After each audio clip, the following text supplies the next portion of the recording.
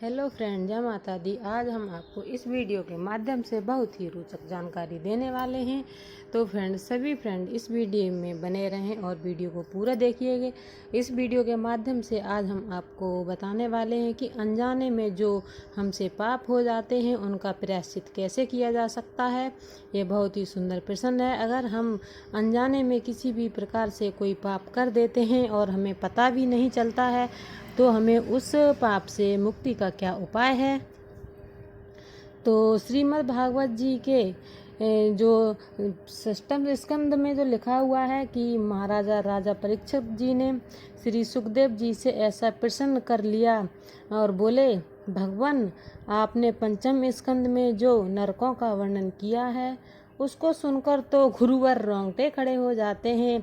हे प्रभुवर, मैं आपसे ये पूछ रहा हूँ कि यदि कुछ पाप हमसे अनजाने में हो जाते हैं, जैसे चींटी मर जाती है, रास्ते में चलते समय चींटी मर जाती है, बहुत सारे कीड़े मकोड़े मर जाते हैं, और जब हम लोग श्वास लेते हैं तो बहुत ही सूक्ष्म जीव होते हैं, वो भी हमारी श्वास के माध्यम से मर जाते हैं।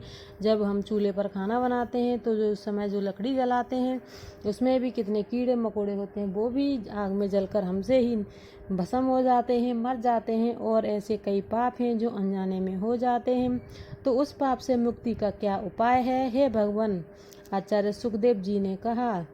तो सुखदेव जी ने कहा, राजन, ऐसे पापों से मुक्ति के लिए रोज प्रतिदिन 5 प्रकार के यज्ञ करने चाहिए। महाराज परीक्षित जी ने कहा, भगवान, एक यज्ञ के लिए तो हमें सोचना पड़ता है, आप तो 5 यज्ञ रोज करने को कह रहे हैं, ये कैसे संभव हो पाएगा? फिर यहाँ पर आचार्य सुखदेव जी हम सभी मानव के कल्याण हेतु कितनी सुंदर बात बता रहे हैं। बोले, हे राजन, पहली यज्ञ है, जब घर में रोटी बने तो पहली रोटी गौ माता के लिए जरूर निकाल देनी चाहिए।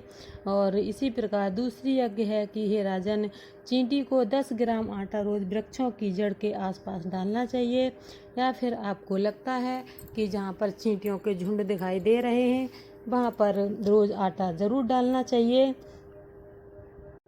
तीसरी यज्ञ है राजन, पक्षियों को अन्न रोज डालना चाहिए। जो पक्षी हैं, उड़ते हैं, तो उनके लिए छोटे छोटे दाने खाने के लिए जो 7 तरीके के अनाज होते हैं वो ज़रूर डालने चाहिए।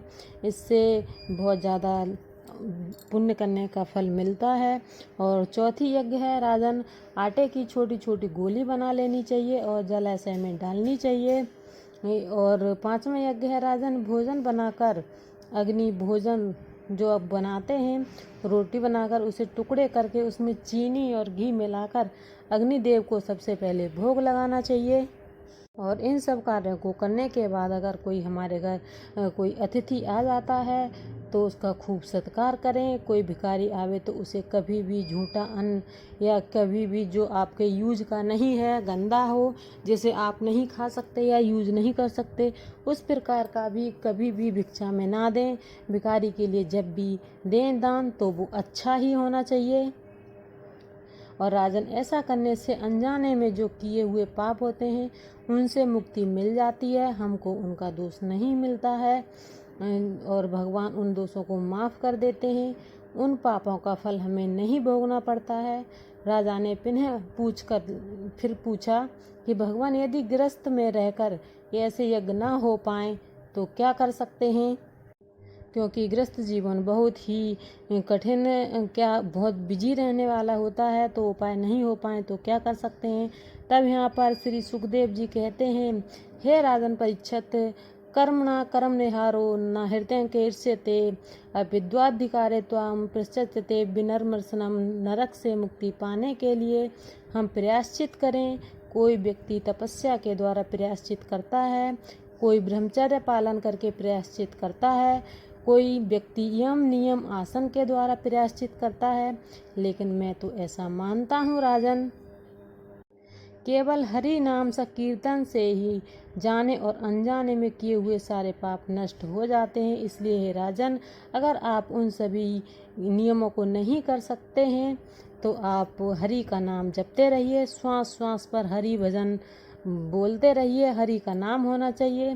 राजन, किसी को पता नहीं कि जो श्वास अंदर जा रही है वह लौटकर वापस आएगी या नहीं आएगी। इसलिए सदैव हरि का नाम जपते रहो। तो मैं तो महाराज आपसे यही निवेदन करना चाहूँगा कि भगवान राम और कृष्ण का नाम जपते रहना चाहिए। और जो भी मनुष्य भगवान राम कृष्ण राधे कृष्ण जो भी जप करेगा ईश्वर के नाम का, उसे किसी भी नियम की कोई ज़रूरत नहीं होती है। कहीं भी कभी भी किसी भी समय सोते उठते बैठते जागते हरि गोविंद का नाम रटते रहो। हरे राम हरे कृष्णा। तो इस प्रकार आप हर समय अपने ध्यान में भगवान का नाम लेते रहिएगा और जो भी अनजाने में पाप हुए हैं उनसे मुक्ति मिल जाएगी।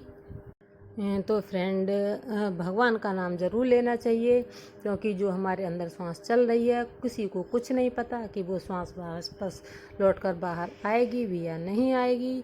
ये जीवन बहुत ही छोटा भी है बड़ा भी है, लेकिन भगवान का नाम जपते रहना चाहिए। और आपको हमारी वीडियो कैसी लगी? वीडियो अच्छी लगी तो लाइक शेयर